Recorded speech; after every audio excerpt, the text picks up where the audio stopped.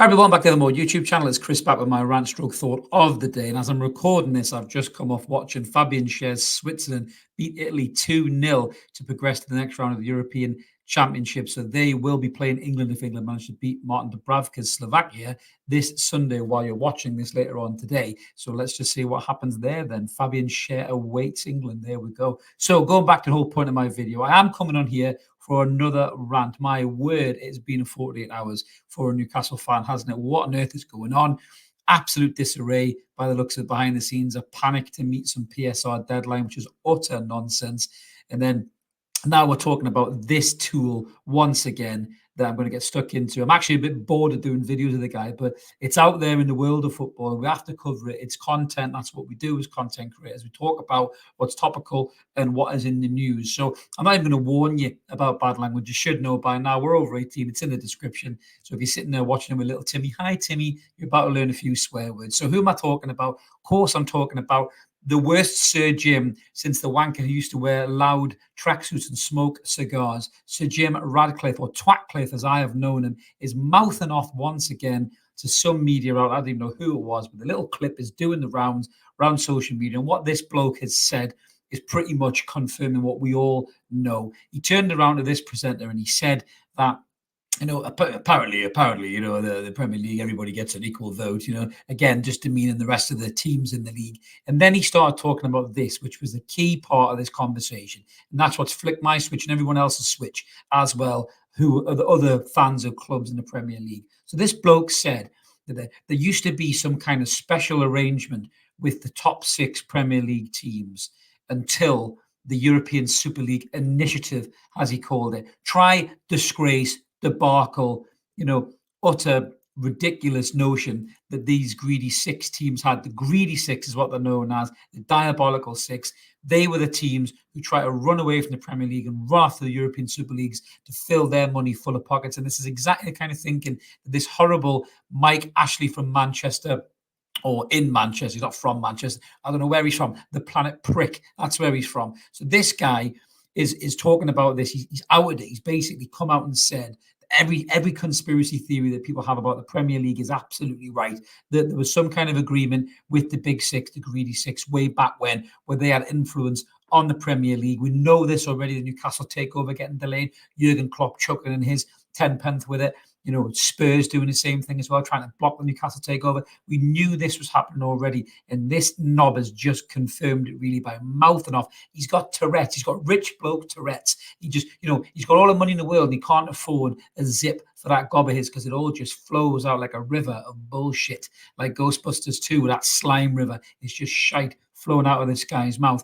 So this is what we all know. This is what he said. But he said since the initiative that, this isn't the case anymore. But the Premier League need to be really careful because the top 6 or 7 clubs drive the Premier League, and they're the teams that the rest of the world are interested in watching. So the Premier League need to be careful. The arrogance of this bloke is absolutely breathtaking. I mean, him and the Premier League are a match made in heaven because they're both as arrogant and egotistical as each other. The guys who are running the Premier League are just as sycophantic and vile and gross as this horrible prick is. This guy spends most of his time in Monaco, so he doesn't have to pay the kind of taxes that me and you poor working schmoes have to pay. And then he turns around and says he wants the taxpayers to build Manchester United Stadium because the roof's pissing water in. He's trying to lowball people like Everton for their players. He's absolutely disgraceful. But the fact he's come out and said this now, to me, has put the Premier League on notice. If the Premier League don't come out and offer a rebuttal to that conversation, to that statement that's doing the round on all the social media, the silence is deafening. And to me, that means he is bang on the money. He's exactly right. Everything we thought about the Premier League is absolutely right.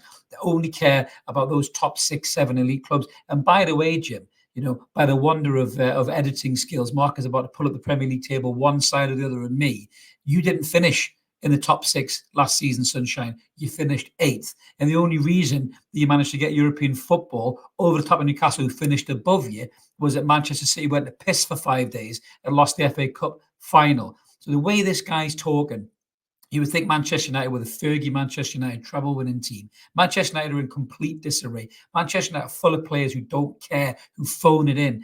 Even Marcus Rashford, all the good he's done off the pitch with the free school meals, and you got to give the kid credit for that, no doubt about it whatsoever. He did a lot more than a lot of politicians did back then. But as a footballer, he's completely disengaged. He's switched off. He's got too big for his britches. He's off on the piss instead of training. He's out the England squad.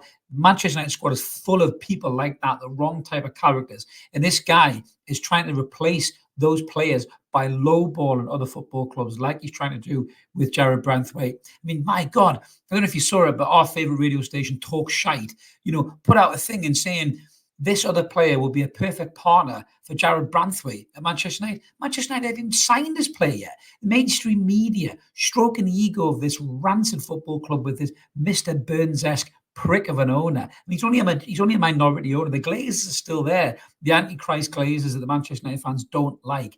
And that club is vile, absolutely vile. They've always had a sense of self-entitlement and arrogance, a spoiled brat. Mark called him Veruca Salt, in one of our rants a few years back, and he was totally right. They hate the fact that the neighbours down the road, the guys who used to take the piss out of, leapfrogged them, and luckily for Manchester City, none of this bullshit was there when they went from being Manchester City from League Two to Manchester City who wins the Champions League. Had Newcastle had their takeover during that time, we would probably have followed the same trajectory and we wouldn't have these issues that we have. But we've been bought by this mega rich consortia state, whatever you want to call them, and we can't spend the money. We're trying to sell our best players to balance the sheets. It's absolutely ridiculous. I know people have talked about this before. If the owners are wealthy enough, Aston Villa, by the way, Sir Ratcliffe finished above you, and rightly so, played brilliant football last season, and you're diminishing their achievements as well. They've got wealthy owners. They should be allowed to spend, just like Newcastle United. Crystal Palace, they've got some real good players, but they're going to have to sell probably likes of Eze, Elise, to balance the books there as well, and they won't be able to bring in a good enough player to replace him. Wharton will probably be next on that list, if the lad does well in the European Championships as well. The Premier League is absolutely broken. We know that they're only interested in those top 6 or 7 teams, and this guy's just come out and outed them. So I'm dying to see if the Premier League even give this the credence of response. And if they don't, it just shows you what a right bunch of vile, rancid shitbags that they really are. If they just leave this to rot and say nothing. Honestly, I think all the other 14 teams in the Premier League should put letters of complaint in to the Premier League and say, what are you doing about this? Why aren't you responding to this?